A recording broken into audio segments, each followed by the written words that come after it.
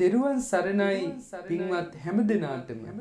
මව්පිය වන්දනාවෙන් ලොවක් සනසන්නට යෙදුන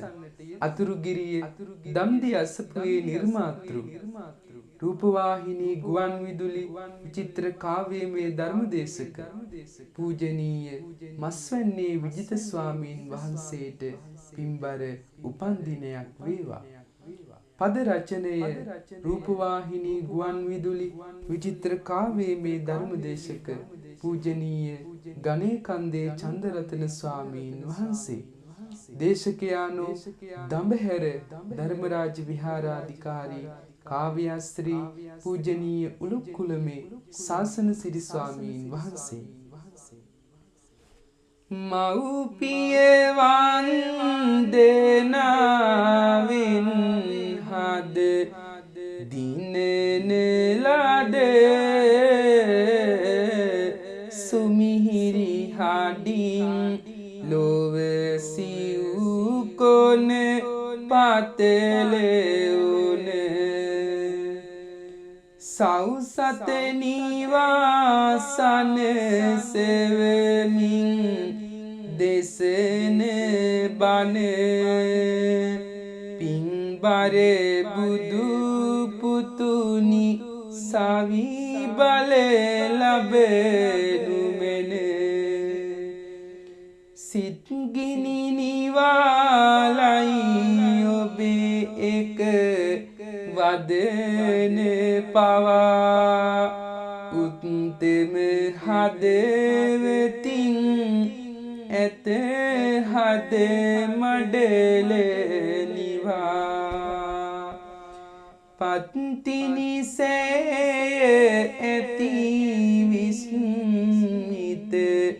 ලෙසට මවා සෙත් දෙමි මෙලෙස ළඟ පා සංගලනවා සරු පරනෙලාගත් සඳහම් අස්වෙන්නින් ඒකයි කහවතට මෙතරම් දිස්වන්නේ කවිබන දෙපා පිය ගුණයයි වස්සන්නේ දීගායුකෝ බව සමිදුනි මස් වෙන්නේ පුන්සද මඩල වේවාලක වෙර පෑයු හැඳි කහවතින්